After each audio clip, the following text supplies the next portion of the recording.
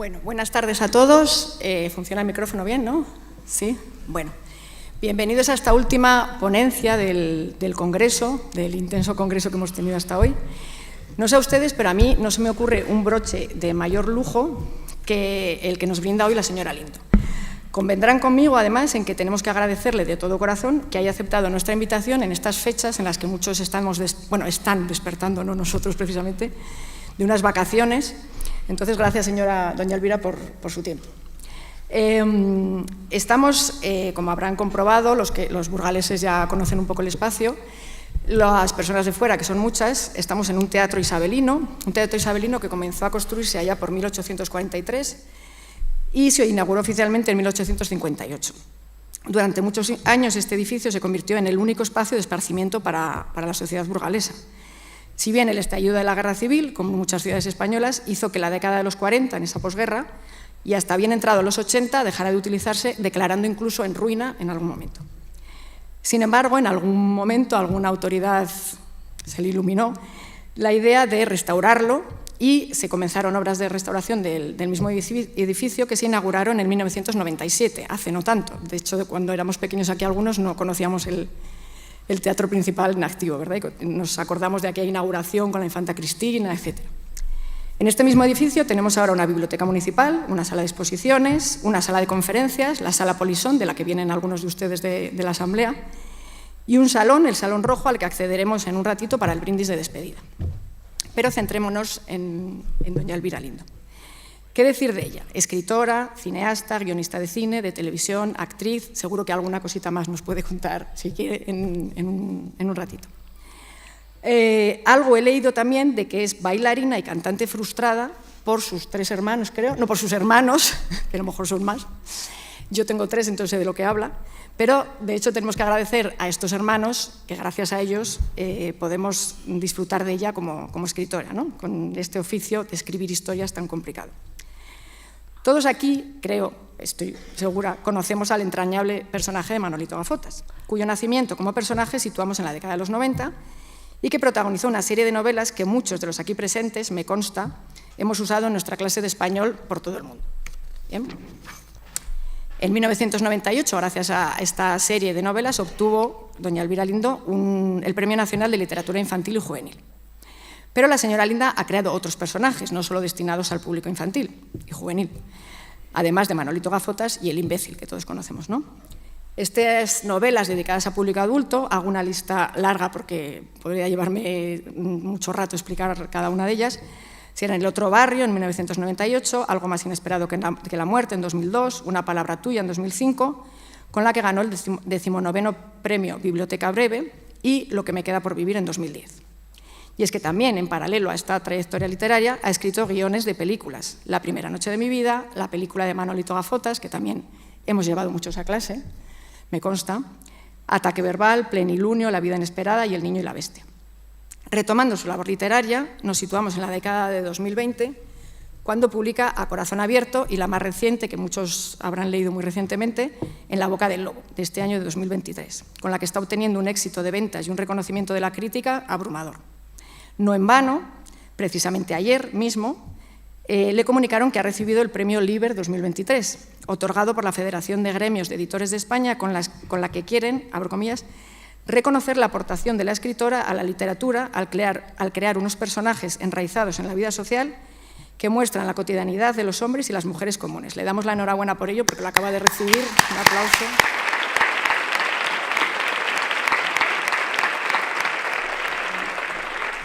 Comprobarán que la actividad de la autora es imparable. Este año, además, ha codirigido su primera película, Alguien que cuide de mí, junto con la cineasta Daniela Fegerman. Yo creo que podemos afirmar que hasta la fecha, por lo menos, este puede ser su año, ¿no? Lleva un año, desde luego, muy intenso. Termino ya con una reflexión que me lleva a recordar un estudio que ella misma recordó hace no mucho en una entrevista de radio, en la que decía que se había publicado una investigación que concluía que existen 3 factores que pueden hacer perder prestigio a una persona que se dedique a alguna actividad creativa. Una, dedicarse a un público infantil o juvenil; otra, escribir textos humorísticos; y otra, tener una pareja, lo escuché hace poco, con un reconocido prestigio en este mundo de la creación. Ella cumple los 3 requisitos. Sin embargo, en mi opinión, y precisamente por ello, estas 3 características, entre otras muchas, le otorgan un valor especial. Qué difícil acercarse a la mente de un adolescente, o de los adolescentes en general, me consta, tengo 3 hijos. Qué difícil crear textos humorísticos y qué difícil también ser respetada al mismo nivel que el de tu pareja, un escritor ya con un prestigio consolidado. Por todo ello, le doy mi más sincera enhorabuena, reitero mi agradecimiento de acompañarnos hoy aquí y con todo el placer le doy la palabra, que es a quien queremos escuchar. Muchas gracias.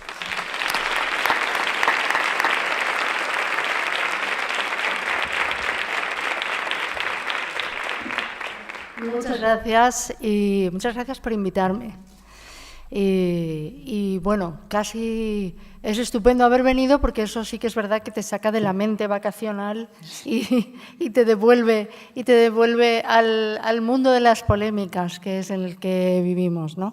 Bueno, como yo creo que tengo poco que enseñaros a nivel académico, que de eso sabéis mucho, voy a hablar de mi experiencia.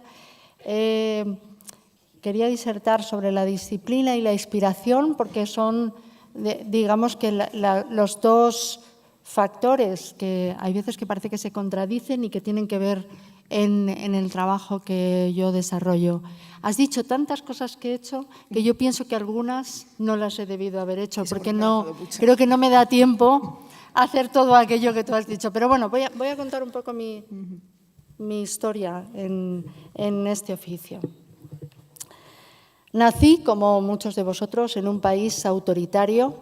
Autoritario era el régimen, autoritaria la religión que marcaba el camino moral de la población, infiltrándose en la intimidad de las alcobas y analizando hasta su pensamiento si éste se consideraba impuro. Autoritaria era la educación escolar, autoritaria hasta el punto del castigo físico a veces y de la humillación.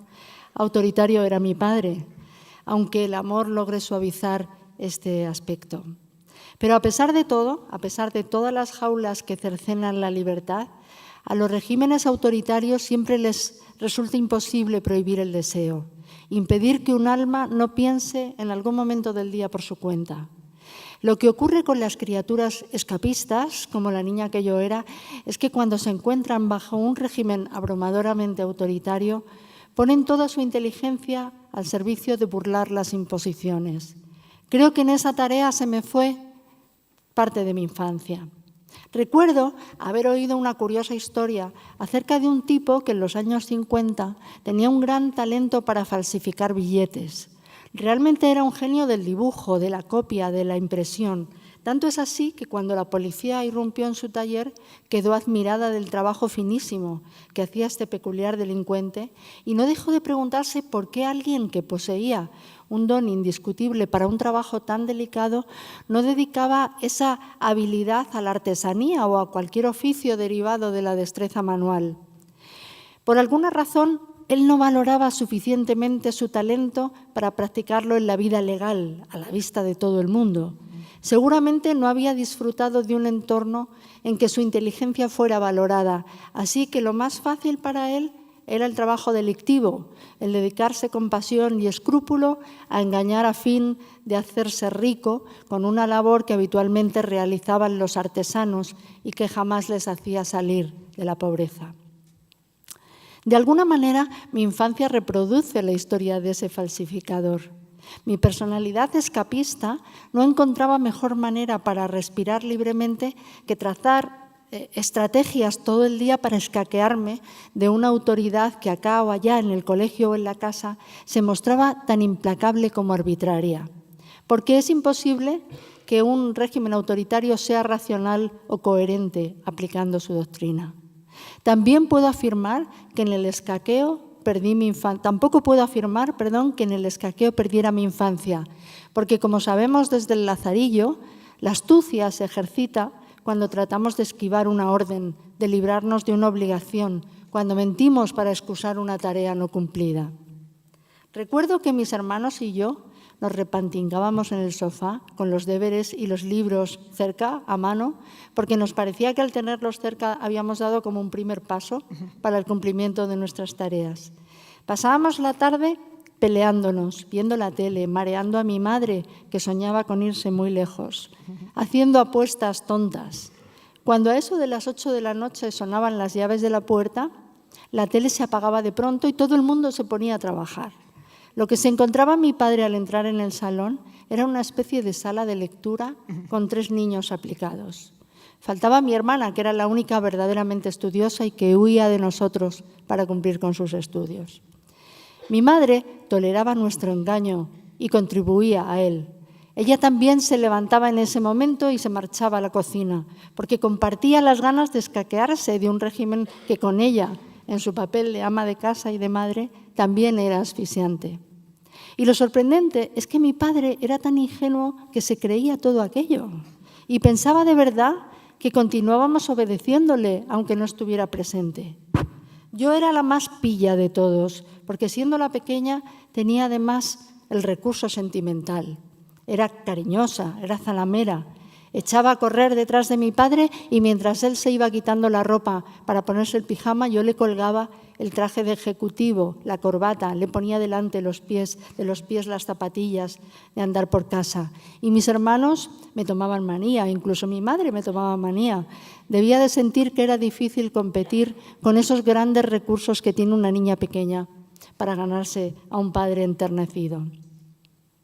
Me pregunto cómo nos las apañábamos para ser tan indisciplinados, estando presos de una autoridad implacable.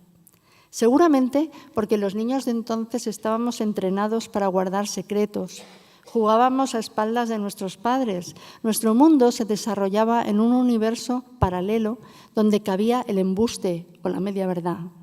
Obedecíamos cuando estábamos vigilados de cerca, pero no sabíamos en realidad lo que era la disciplina.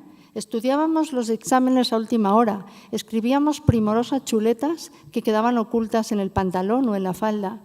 Y era precisamente ese vicio de recurrir a la marrullería, a lo ilegal, lo que propiciaba que acabaras aprendiendo lo que por sistema estabas eludiendo. Me pregunto ahora qué se me quedó en la memoria de todo aquello, si en realidad lo que más aprendí fue a ser una pilla, a fingir, si lo que más ejercité fue la valentía de recurrir a lo prohibido. Cuando tengo delante de mí, como ahora, a profesores esforzados que han de promocionar el trabajo y el aprendizaje a su alumnado, por un momento me viene la tentación de mentir una vez más y afirmar que fui una gran estudiante. Pero no lo fui, o no lo fui en el sentido estricto de la palabra. Aprendí a mi pesar. Y si no pude o no supe adaptarme del todo al sistema escolar fue porque, además de cambiarme demasiadas veces de ciudad y de escuela, nadie me enseñó a mirar el objeto de estudio con amor. Sí, con amor, a disfrutar del mismo hecho de aprender. Los atajos para aprobar me proporcionaban diversión porque el pícaro disfruta con sus hazañas, pero también un estrés añadido. Estrés, aunque entonces no existiera esa palabra. La misma ansiedad que seguramente sentía el falsificador de billetes cuando ya se disponía a poner en curso su obra. Se ha confundido tan a menudo el autoritarismo con la disciplina que cuando se trata de relajar la presión sobre el niño, se tiende a olvidar los beneficios saludables de la disciplina, como si una cosa fuera consecuencia de la otra, la disciplina una consecuencia del autoritarismo. Cuando lo que más protege a un niño de su inseguridad es saber lo que tiene que hacer y cuándo es el mejor momento para llevarlo a cabo. Es asombroso, pero jamás tuve malas calificaciones, salvo en algún momento en que mi comportamiento adolescente se desmadró y emborronó algún boletín de notas. Pero fui, estoy segura, una niña imaginativa, fantasiosa, que ponía toda su voluntad en los juegos y que se distraía a menudo en clase. Hay niños cuya mente vuela lejos en cuanto hay que atender mucho rato a un discurso. Y la mía era propicia a escaparse por las ventanas. Me ensimismaba en clase, en misa y en la comida cuando hablaba mi padre. Recuerdo una vez que estando mirando por la ventana sin ver, concentrada seguramente en algún momento feliz de mi corto pasado, envuelta en una melancolía escolar machadiana, recuerdo aquella vez del que fui arrancada sin piedad cuando mi maestra me cruzó la cara. No recibí muchas tortas en mi vida, pero de esa me acuerdo de cada una de ellas. Echo de menos que me ayudaran a disciplinarme y también echo de menos algunas disciplinas que me hubieran enseñado a amar la escuela. Ni música, ni dibujo, ni expresión oral, ni baile, ni teatro, ni una gimnasia que no fuera saltar al temido y odioso potro. Todas aquellas artes, materias, saberes que luego han constituido mi día a día eran impartidas de mala manera, con un desprecio subyacente, como si no sirvieran para nada, como si saber expresarse con elocuencia no fuera una de las enseñanzas a las que nos vamos a tener que enfrentar más de una vez en la vida. Y luego he sabido que se me hurtó todo aquello que más me gusta y en lo que podría haber tenido mejor preparación. Si mi educación básica hubiera sido más abierta, más flexible, más generosa, con una mente inquieta como la mía, no me hubiera resultado luego tan costoso como me ha resultado aprender por mi cuenta. Todo lo que yo sabía hacer en mis juegos solitarios no me servía en la escuela. Yo sabía escribir cuentos con 9 años, sabía escuchar las historias de miedo que nos contaban mis tías, sabía creérmelas, que es una de las más envidiables cualidades de la mente infantil. Yo sabía cantar, sabía hacer vestidos a mis muñecas aprendiendo de mi tía costurera y aún así, qué odiosas me resultaban las clases de trabajos manuales. Yo sabía imitar las voces de los amigos de mis padres, los acentos de cada sitio al que llegábamos por supervivencia, para adaptarme rápido. Yo sabía organizar juegos, sabía organizar teatrillos con las niñas, hacer imitaciones de artistas a final de curso, que me eran muy celebradas. Pero todas mis habilidades no encontraban reconocimiento en el expediente escolar. Por suerte, de la misma manera que los artistas burlaron la censura, se burla de las más ingeniosas maneras y la autoridad no llegaba a controlar los juegos infantiles. Comencé a disciplinarme en el trabajo. Fue aquel primer trabajo en la radio a los 19 años el que me enseñó que cualquier acto comunicativo tiene que suceder en un tiempo limitado y con el objetivo de que sea comprendido por el receptor. Es probablemente la medida del tiempo lo que más educa la disciplina, así que fui a entrar en un universo adecuado para mí. Como nunca he perdido las ganas de jugar, enseguida advertí que además de saber redactar una noticia o un guión, la radio me ofrecía la posibilidad mágica de usar recursos sonoros para contar historias. Y sin saber nada, haciéndome guionista por intuición, observando cómo lo hacían otros profesionales mayores que yo, me dispuse a deshoras y por voluntad propia a escribir historias que nadie me pedía y por las que nadie me pagaba y a pedir a los viejos locutores que me prestaran sus voces para grabarlas. También a veces recurría a mi propia voz para interpretar esos personajes que acababa de inventarme. O sea que la niña salvaje se fue disciplinando por decisión propia, porque la vida había puesto a su disposición unas herramientas fascinantes para jugar. Alguna vez lo he dicho, la radio me lo enseñó todo. La radio enseña todo. Yo se lo recomendaría a cualquier persona, empezar por ahí.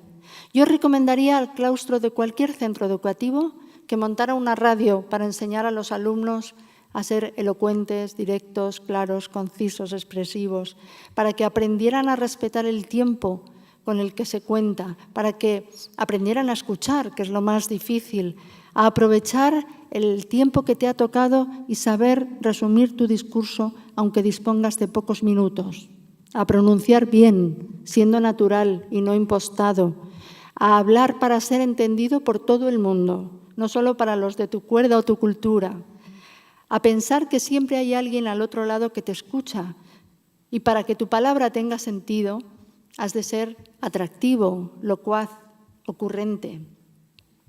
Dediqué una década de mi vida a ese aprendizaje y creo que esos 10 años fueron mi verdadera escuela, mi instituto, mi universidad, toda la década de los 80.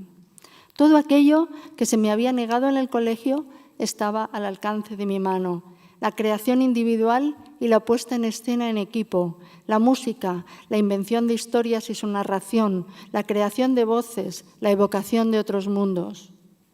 Pero un buen día se me pasó por la cabeza abandonarlo todo para volver a escribir cuentos como cuando tenía 9 años, y lo hacía en el cuarto de atrás, como así decía Carmen Martín Gaite.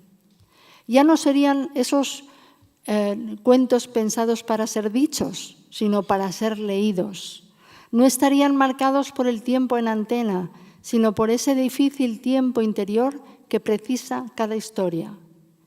Me quedé en casa, asombrada los primeros días de mi propia decisión. Me quedé en casa sin trabajo remunerado y sin saber muy bien cómo era eso de ordenarse el tiempo para uno mismo, sin saber cómo sería capaz de disociarme en trabajadora y en jefa.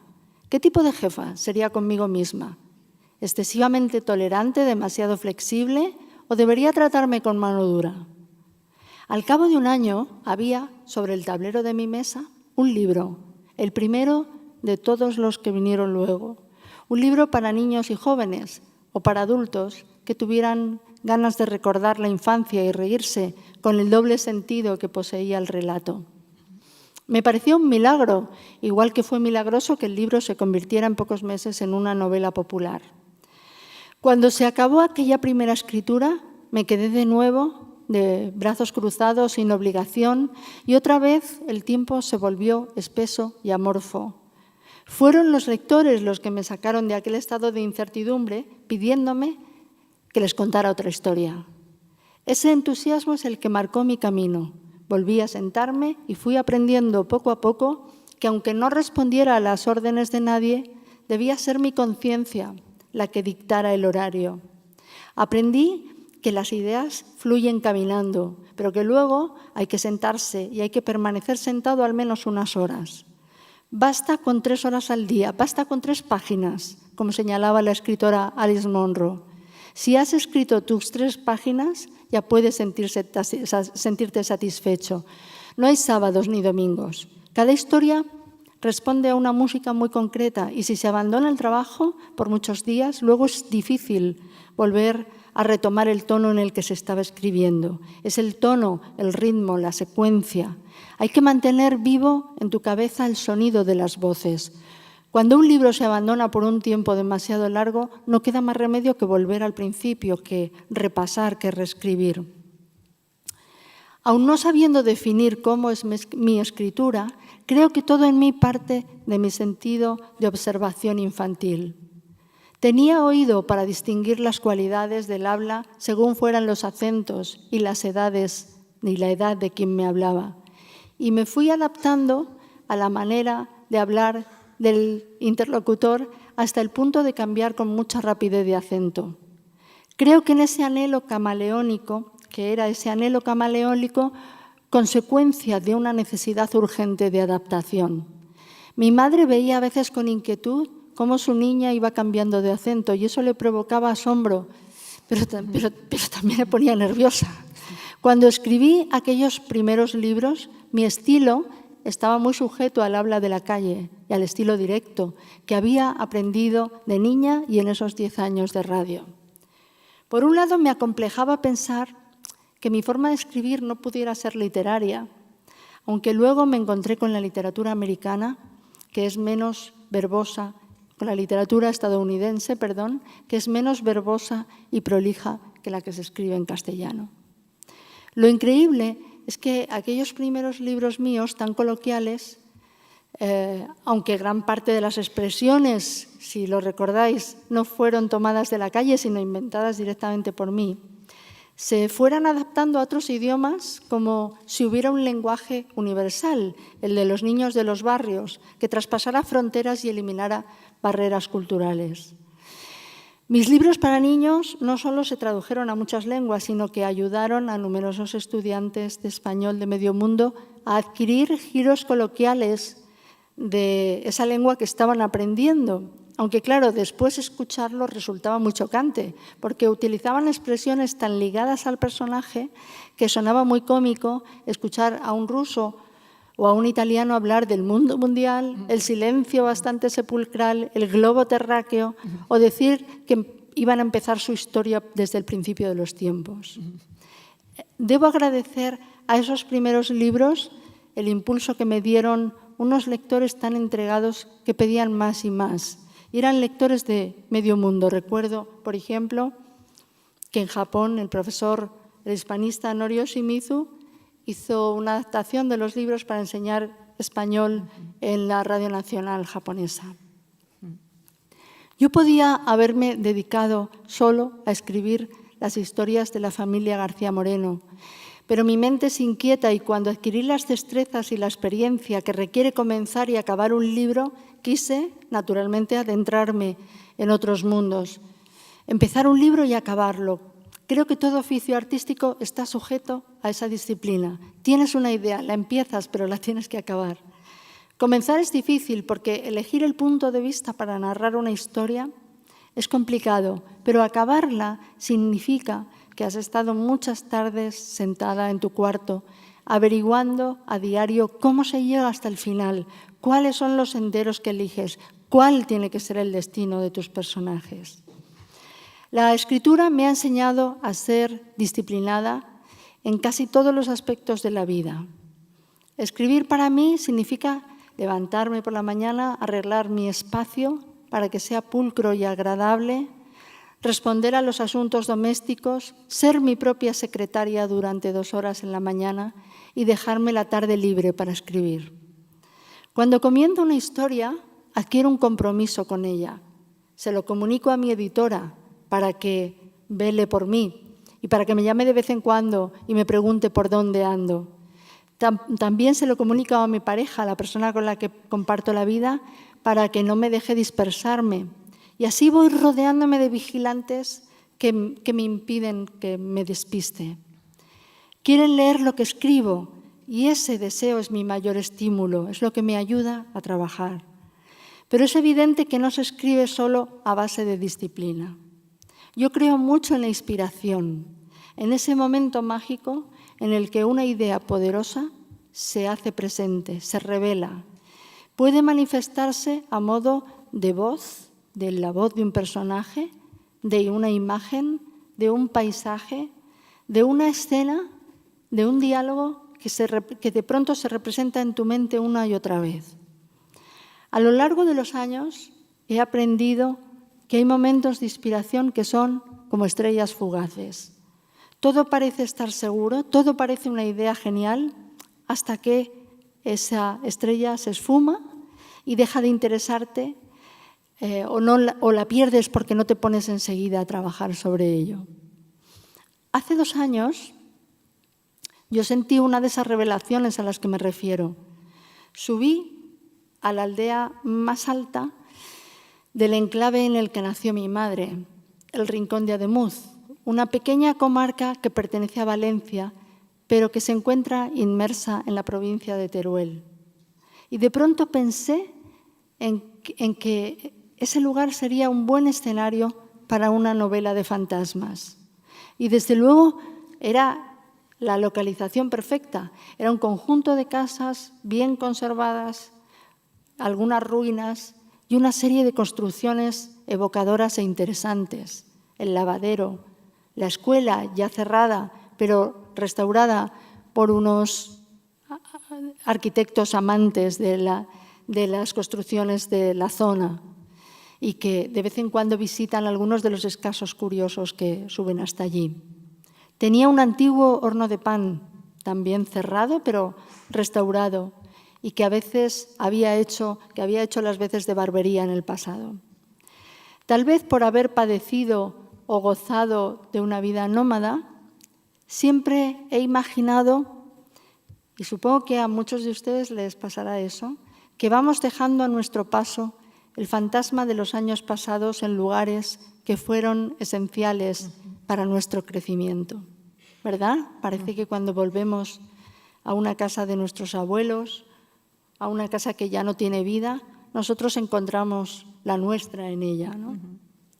Pensé en la niña que yo había dejado allí en los veranos de mi infancia o en Navidad, cuando recorríamos España entera con un cordero en el maletero para cenar en el horno de mis tíos en Nochebuena. Pensaba que mi pequeño fantasma seguía sintiendo el peculiar sonido de las hojas de los chopos junto al río Turia y que cruzaba los puentecillos de madera de los ríos pequeños, imaginando que algún tipo de accidente impediría que abandonaran de nuevo el paraíso de aquellos días para volver a la ciudad en que en ese momento vivía. Pensaba en ella, en mi fantasma, en el desarraigo que sentía cada vez que en la ciudad, en la puerta, veía el camión de mudanzas, el Capitoné, que avisaba de un nuevo destino. Y quise concederle a través de la literatura esa tranquilidad de ánimo que necesitan los niños, esa estabilidad, ese sosiego. Su escuela sería para siempre la del pueblo, su maestra, doña Milagros. Sus pasos la llevarían cada tarde a una de esas fuentes que están en esas peculiares montañas arcillosas. Se escucharían en eco las campanas de la iglesia por todo el valle. Cada día vería sacar el pan del horno, olería el aroma de las magdalenas sobre la llanda. Escucharía los mensajes cifrados que las mujeres se intercambiaban en el mercado, en la plaza, y que siempre parecían contener algún secreto.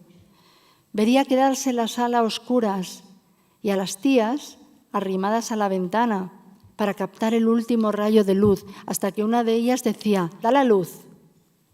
Esa era la única felicidad posible, un mundo inamovible, estable, sólido.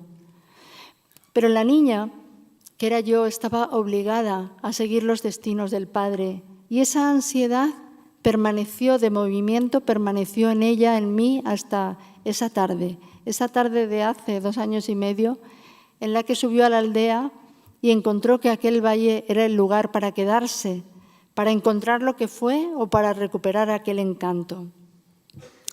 Esa fue la inspiración que se me presentó clara, rotunda, atractiva, y decidí seguirla y volví al pueblo una y otra vez, cada ciertos meses, para escuchar las voces de las mujeres, esa manera tan precisa en la que cuentan el pasado. Quise observar la naturaleza con atención y ponerle nombre a los pájaros y a los árboles. Y fui tomando notas en un cuaderno. Mi fantasma, el de mi persona, desapareció porque no pretendía hacer algo confesional. Y entonces fue Julieta, la niña de la novela, la que se me hizo visible. La vi bajando por una de las calles de la aldea, muy delgada, más bien enclenque, en una preadolescencia contenida por alguna razón. Había algo candoroso en su rostro, pero también una sombra que denotaba dolor, un secreto. Más tarde pude ver a ese otro personaje del libro, a Emma, la profesora de Ciencias Naturales, una mujer que se había quedado anclada en un episodio de juventud, en el amor arrebatado por el panadero de la aldea. Y provoqué un encuentro entre ellas que marca el tono mágico, un tanto fantasmal de toda la historia, porque es una amistad hecha por una niña de 11 años y por una mujer de 20 y tantos, que no hablan como si fueran niña y mujer, hablan como si hablaran sus almas y pudieran contarse todas las verdades. Hablan con una conversación transgeneracional, no están pendientes de lo que la otra no puede saber por la edad. No quise escribir una historia realista, prefería dejarme llevar por la manera en que mis mayores mezclaban lo que los ojos veían con aquello que la mirada no captaba pero presentía. De alguna manera, los niños que pasamos tiempo en un pueblo percibimos ese sentido mágico de las cosas. Un territorio lleno de presencias del pasado que eran continuamente devueltas a la vida gracias a las conversaciones a la caída de la tarde. Viví tan inmersa en ese mundo que me ha resultado muy difícil salir de él y he sufrido tras escribir una gran melancolía. Tengo como consuelo que mi historia vuelve a hacerse presente en cada lector que se adentra en este bosque para mí tan real. Nunca he sentido tan vivamente la llegada de la inspiración, esa sacudida poderosa, Nunca he necesitado tanto de la disciplina para que durante un año no me dedicara a otra cosa que a escribir de manera arrebatada una historia. No soy nostálgica, pero cuánto me hubiera gustado aprender en la escuela de otra manera. Que al estudiar me hubiera gustado tanto como para dedicarle el tiempo que dediqué a buscar tretas para evitarlo. Si soy benévola conmigo misma, diré que el sistema no concebía a criaturas como yo. Así que todo lo que sé ha sido un empeño solitario posterior, poco académico, movido por una curiosidad anárquica. Tal vez eso, precisamente, me hizo escritora, o porque la única asignatura en que sentía la aprobación fue la literatura. Escribí un cuento con 12 años. Se llamaba La libertad es un puente. Se trataba el puente de uno de esos puentes donde anda mi pequeño fantasma todavía en el pueblo. Hay que imaginarse que he tardado toda una vida en desarrollar aquel borrador que presenté en la escuela. Es decir, que aquella redacción que yo escribí con 12 años, La libertad es un puente, es el borrador de la última novela que he escrito, y así lo siento, ¿no? El profesor, don Manuel Mateo, me puso un 10 y lo rodeó con un expresivo círculo rojo, como para decir, un 10 es un 10. Bueno, pues no sé qué ha sido de él y no sé si sabrá que ese momento decidió mi destino. Él había detectado que tenía ante sí una niña con inspiración y yo tuve que hacerme adulta para someterme a la disciplina. Y les aseguro que todavía sigo aprendiendo. Muchas gracias.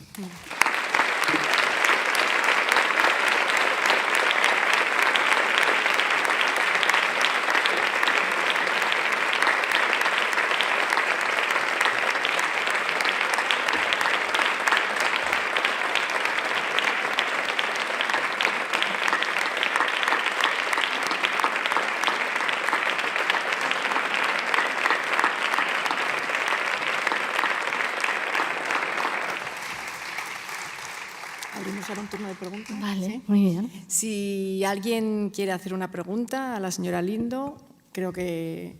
Y me pueden llamar Elvira. Elvira, venga, vale. Porque la señora... Ya, yo qué sé. No, sí, está bien, pero la señora Lindo... No sé, vale. Espero que me pille un poco lejos todavía. ¿Verdad? Venga, pues Elvira. A mí me gustaría hacerte una pregunta mientras la gente se anima, ya que tengo el micrófono. Es un estudiante nuestro. Que bueno. Bueno, en primer lugar, agradecerte por este rato de encuentro en el que nos has hablado con belleza y sinceridad. Y mi pregunta tiene que ver con la finalidad de las historias. Como bien has dicho, perteneces a las generaciones que han nacido en un ambiente autoritario y que habéis vivido en propia carne el proceso hasta la sociedad en la que nos encontramos. Me fascina cuando alguien comparte el proceso creativo de una historia y me encantaría preguntarte por la finalidad, porque empezaste a escribir en aquel momento autoritario y sigues escribiendo ahora, y pues me gustaría saber si la finalidad por la que escribes ha cambiado con el tiempo o en qué crees que debe ponerse hoy el hacer hincapié cuando contamos historias, tanto a niños igual como a adultos. ¿Cuál es ese objetivo? Muchas gracias. Muchas gracias. Sí, no es una buena pregunta porque digamos que el objetivo es verdad que cambia, es el mismo y al mismo tiempo cambia con el tiempo. Yo, si te digo que empecé a escribir con 9 años, es cierto. La primera palabra que escribí es muy curioso porque después de tanto traslado en una vida tan nómada, pues la verdad es que mis padres guardaban muy pocos objetos. Eso que todo el mundo quiere tener, así que yo tengo en un cajón de mi casa los objetos que guardo de mis padres, sobre todo de mi madre, que murió muy pronto, y son muy pocos. Entonces, para mí, su cartera, la cartera que tenía encima de la cocina con el dinero que nos daba y tal, pues cosas que son en realidad muy pobretonas, en cuestión de que no es, ¿sabes?, una joya ni nada de esto, pero son maravillosas, ¿no? Pero tuve un cuento que tuve un cuento muy bonito, ilustrado, que yo creo que cuando se les pregunta a los escritores ¿cuáles fueron tus primeros libros? Siempre dicen Moby Dick. Dices, mira, no pudiste empezar por Moby Dick, o sea, no tenías comprensión lectora para eso, ¿no? Entonces se nos olvida que hay ilustradores, que eso es lo primero, por la voz de los mayores y por las ilustraciones es por lo primero que nos hacemos lectores, con lo cual hay que tenerlo muy en cuenta. Entonces yo tenía El muñeco de papel, aquel libro de Mercedes Gimona, ilustrado, precioso, que luego he visto que es un clásico, que se vende, no sé si en eBay por un montón de dinero, porque es muy bonito. Entonces yo lo tengo recortado, como si yo misma hubiera intervenido con unas tijeras en el propio cuento, porque es un niño que está enfermo y que se dedica a recortar, y hay un muñeco de papel que de repente cobra vida y todo eso, ¿no? Entonces, ahí puse mi nombre, escribí mi nombre con B en vez de con V, y imagínate, y puse una palabra que me hace mucha gracia, la separé en sílabas. Entonces puse una primera palabra que era almario. Y entonces me parece que es una bonita palabra, ¿no? Porque el armario es como un lugar de la casa tan evocador, pero si encima guardas almas en vez de ropa, pues ya tiene como un sentido maravilloso y mágico, ¿no? Entonces, cuando empecé a escribir a los 9 años, que yo era cuando vivía en Palma, en Mallorca, realmente empecé que ya mis padres nos compraban libros por todos los cumpleaños y todo esto, a cada uno. Y en algún momento escribí en el periódico que el algoritmo son los padres, porque ellos tienen una idea de ti y entonces a cada uno nos compraban el libro que ellos suponían que iba con nuestra personalidad, ¿no? Las niñas con las niñas, los niños con los niños, eso estaba claro, ¿no? Entonces tuvieron a bien comprarme, primero porque existía esta maravillosa colección de historias de la editorial Bruguera, que yo creo que todos leímos los clásicos adaptados con dibujos también y tal, y entonces me compraron Mujercitas y claro, yo creo que muchas de las escritoras, cantantes, filósofas a lo largo de las décadas han empezado a escribir imitando a Joe March, ¿no? Entonces yo siempre digo que a quién le importa si ese libro es bueno o no literariamente cuando ha provocado tantas vocaciones, ¿no? Eso ya, digamos, es una razón para tenerlo en cuenta. Luego ya visité su casa, todo eso, que es una historia fascinante, ¿no? Entonces, lo que yo quería cuando escribí esos primeros libros, mi objetivo era realmente la independencia. Aunque tú no lo sepas, un niño no le da ese nombre a las cosas, pero tú estás escribiendo, ya estás haciendo algo tan por tu cuenta que ya es un sentido de independencia. Si además el modelo que tienes es un modelo literario que es una chica rebelde, hay algo que realmente te está uniendo a esa personalidad. Con lo cual, eso era el principio. Luego, cuando seguí escribiendo, ya en mi adolescencia, que escribía poesía, que ya la reuní como en una especie de librito y lo repartí entre amigas y todo eso, pues ya quería ser leída. O sea, ya tenía una vocación de ser leída. Y hay una cosa muy curiosa porque entonces tenía una vocación así poética muy, muy adolescente, ¿no? Entonces hicieron un concurso en el colegio y yo, que era muy chulilla, pues repartí poemas entre mis amigas para que se presentaran. No hace falta que lo escribáis, yo lo escribo. Y yo me reservé el que creí que era el más brillante, porque era en realidad era el más verboso, que yo era lo que creía que era lo brillante, ¿no? Y no ganó el mío. Entonces yo tuve que ver cómo recogía el premio una compañera mía a la que yo le había cedido su poema. Fue una cura de humildad muy grande.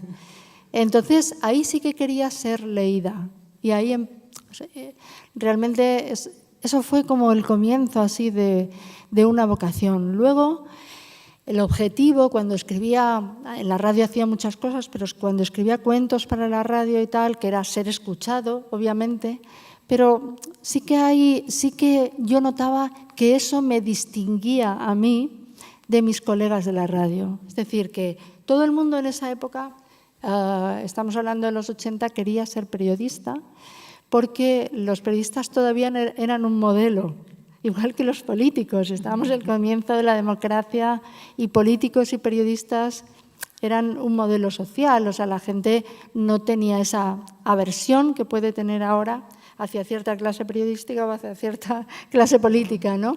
Entonces, muchos jóvenes querían ser periodistas e informar y salir de España. Y todo. O sea, había de verdad una verdadera vocación, muy grande vocación periodística, porque tenía prestigio.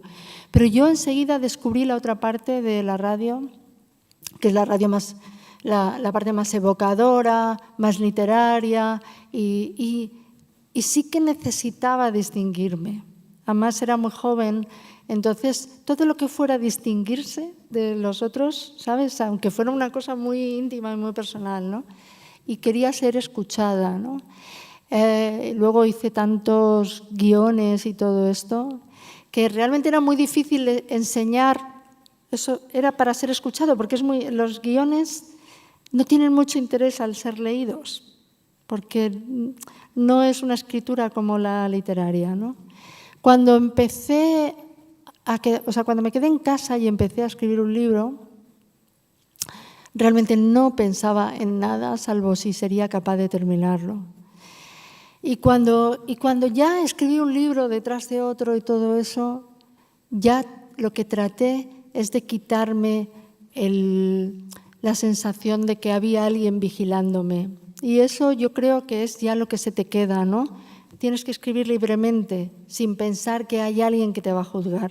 Porque como tengas al juez aquí permanentemente diciendo tu novela es buena, tu novela es mala, tu novela, pues realmente no vas a hacer algo. Con lo cual creo que en este oficio te pasas hay un permanente estado de angustia en cualquier oficio creativo. No es saludable. Quiero decir que siempre se dice, bueno, pero eso es bueno. No es saludable, pero se tiene, ¿no? Y yo creo que ahora, para mí, el objetivo, cuando te dan un premio y dicen por qué, yo nunca lo entiendo muy bien. O sea, quiero decir que hacen una redacción, te sientes muy honrado y tal. El de ayer decía que he estado atenta a las voces de las personas comunes. Yo creo que esas, digamos, para mí, la base de la literatura, las personas comunes, a las cuales nosotros tomamos y hacemos que se revelen a ojos de los demás, que muestren su mundo a ojos de los demás, ¿no? Y hay veces que esas personas comunes no las vemos, salvo en lo literario. No, o sea, es posible que podamos entender mejor la Rusia de los zares. O sea, podemos entender mejor, gracias a Tolstoy o a Chekhov o determinados momentos históricos, gracias a sus personajes. Es probable que entendamos mejor la España rural gracias a Delibes. Es probable que podamos, entender el ser madre o el ser la negligencia, la maternidad, gracias a Alice Munro. O sea, y ella, por ejemplo, es una escritora que tiene muy en cuenta esos personajes comunes que tratamos de dar vida, porque los personajes, yo no creo que ahora se habla mucho de los temas de los libros, ¿no? Que son, bueno, pues la España rural, la violación, el abuso, pero yo creo que los libros no tratan de temas, tratan de personajes a los que les ocurren cosas. Otra cosa es que luego, cuando el lector lee, esa identificación con él, con su propia vida, es lo que, no solo identificación, sino entender lo que le ocurre a otro, eso es lo que le da luz sobre distintos aspectos de la vida. Yo cuando escribí mi última novela, que para mí ha sido un trabajo muy de orfebre, porque tiene una estructura rara, pues no pensaba, este libro trata, ¿sabes? Es una niña que ha sufrido esto. No pensaba en eso. sino que pensaba en su voz, en su mirada, en su forma de pensar, en lo que le había ocurrido a ella, en hacer un individuo, no en escribir sobre un tema, sino en hacer. Y eso es lo que, digamos que es el objetivo de mi trabajo, poner en las manos del lector la vida de personas comunes. Ese es mi trabajo. Muchas gracias.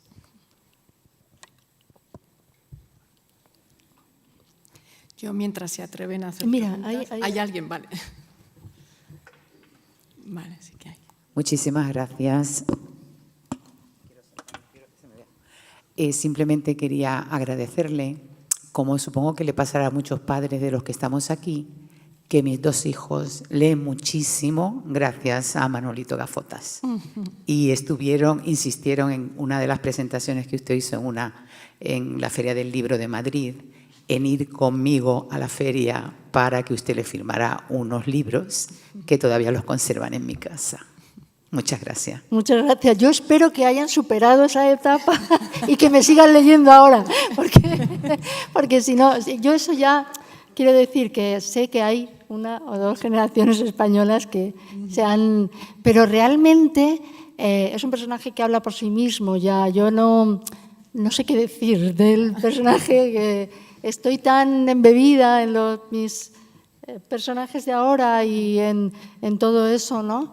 Que además pues me ha gustado mirar la infancia, me gustan los seres desamparados y la fortaleza infantil al mismo tiempo, desde otros puntos de vista. Porque, por ejemplo, en A Corazón Abierto yo me veía a mí como niña y me gustaba tener esa voz en el libro, ¿no? Y en este me gusta seguir los pasos y escuchar a una persona de 11 años, darle toda la seriedad posible, ¿no? Entonces, pues realmente ahora es que le aseguro que no he salido del libro que he escrito, o sea, estoy en él todavía. Entonces sí es verdad que entiendo la influencia que ha tenido el personaje, porque ha hecho muchísimos lectores, ¿no? Pero a mí lo que me gusta es cuando esos lectores me vienen con libros. O sea, yo aprendí a leer aquí, pero además leo ahora estos libros. Claro. Allí lejos.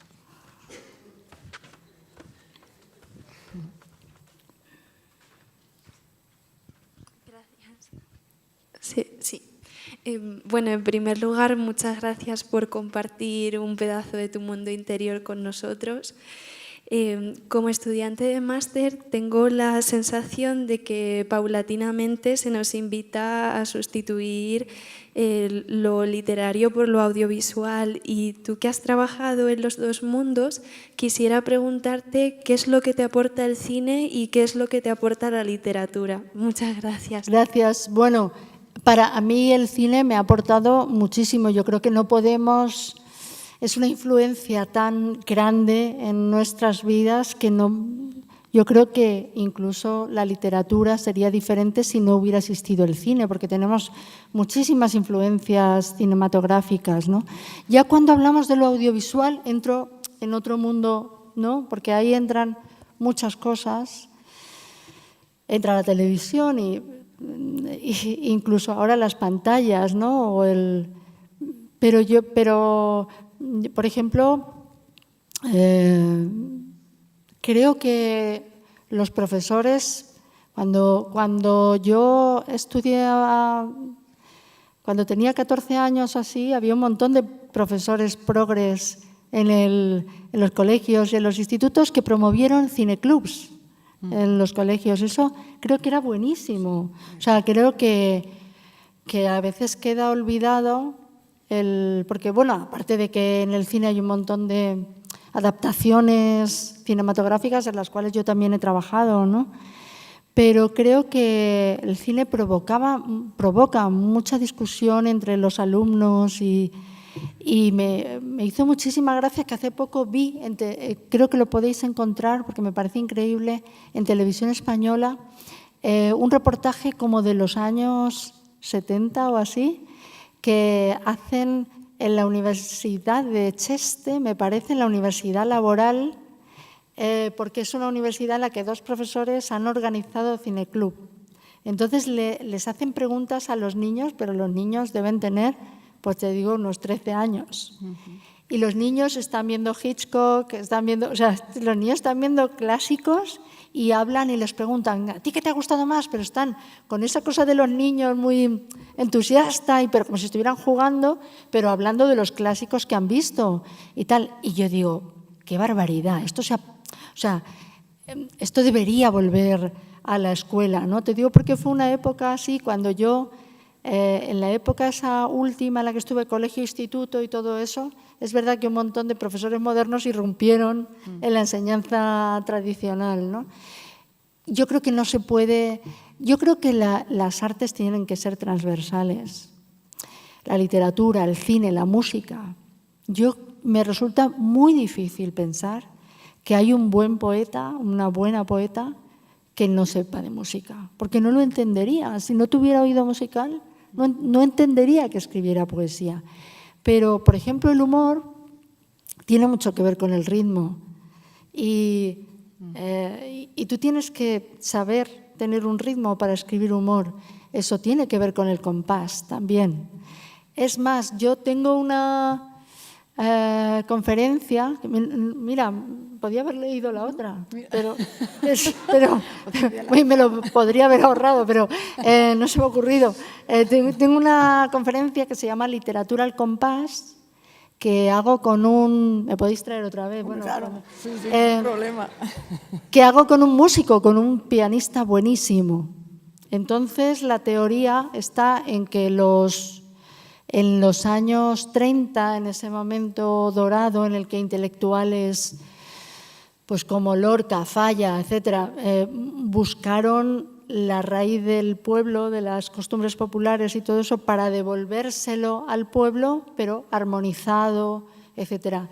Entonces, en todas esas escuelas, digamos, de la República, en las que se trataba de enseñar música, poesía al mismo tiempo, es decir, que hacía que las enseñanzas se mezclaran.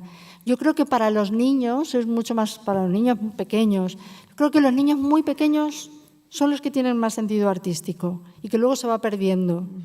En la adolescencia es una catástrofe y a veces se recupera, ¿no? Pero los niños muy pequeños generalmente todos saben cantar bien. Es mentira que un niño no pueda cantar bien. Todos los niños pueden, a lo mejor no solos, pero en coro todos los niños cantan bien. Y las voces disonantes sirven también. Todo niño sabe cantar bien, todo niño sabe dibujar bien, porque su forma de dibujar es libre, no la puedes juzgar de la misma manera, ¿no? Y la poesía se debería enseñar a través del dibujo y de la música.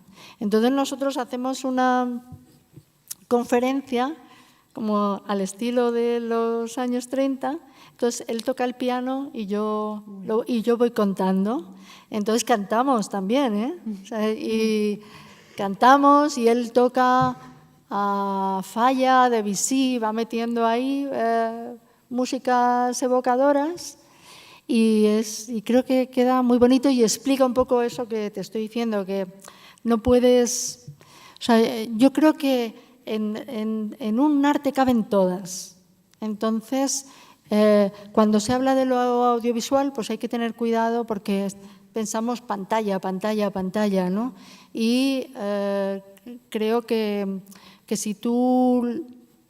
que una película de Chaplin a un niño, si tú lo entrenas para que pueda ver películas en blanco y negro, si puede ver una película de Chaplin, si puede disfrutar, si no disfruta ahora es porque no estamos adiestrando a los niños convenientemente, no estamos enriqueciendo esa educación, pues porque nos han podido las tecnologías y yo creo que nos hemos entregado a ellas e incluso gente con discursos muy bonitos de cómo se adaptan las nuevas tecnologías, pero lo cierto es que al niño le resta mucha concentración y mucha atención el estar con pantallas. Entonces me parecería más educativo, al contrario, el cine que otras cosas.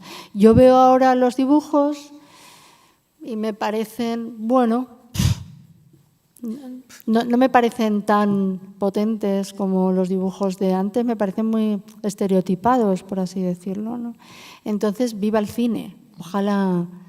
Luego, cuando escribes para el cine no estás escribiendo literatura, pero los diálogos sí que tienen. O sea, cuando yo escribí la primera novela, El otro barrio, pues me decían que escribía mucho diálogo en la novela, ¿no? Pero me parecía absurdo, hay novelas con muchísimo diálogo, ¿no? Y probablemente ese amor por el diálogo venga por la radio y venga también por todo lo que he escrito para el cine. No sé si he contestado a tu pregunta, pero... Una pregunta más, yo creo, no sé cómo está. Bueno, voy rápido, soy yo la que tengo la no, culpa. No, estamos encantados.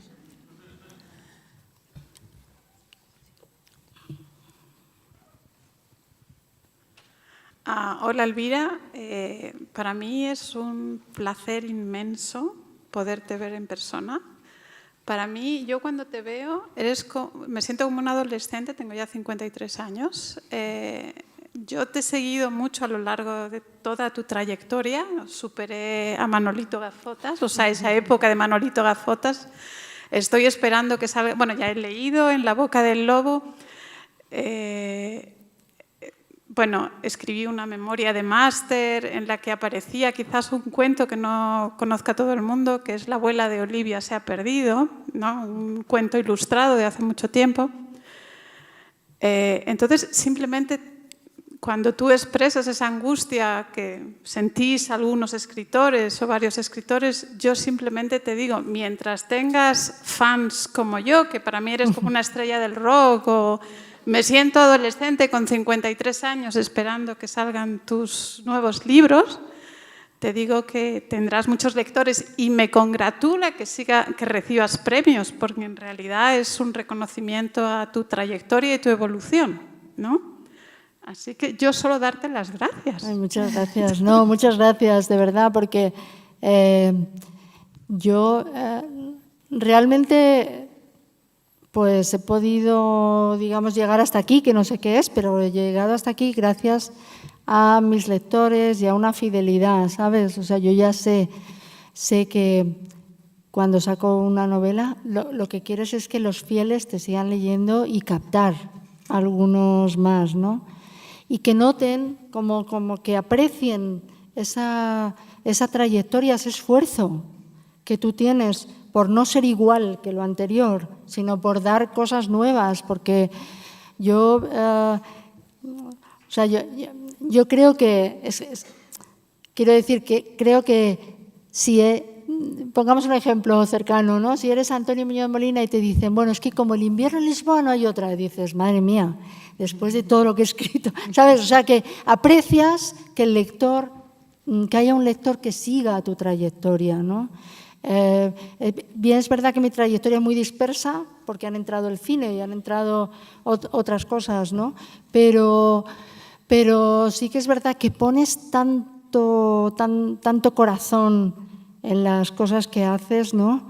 Que cuando sacas un libro estás pensando que lo lean, que me digan algo, ¿sabes? Que me lean y me digan algo de lo que han leído, que vivo de esto. No vivo económicamente, vivo de esto precisamente, de que la gente, cuando te dice, estarás muy cansada, de que no estoy muy cansada, o sea, es mi trabajo, pero es más que un trabajo, es una forma de vivir, ¿no?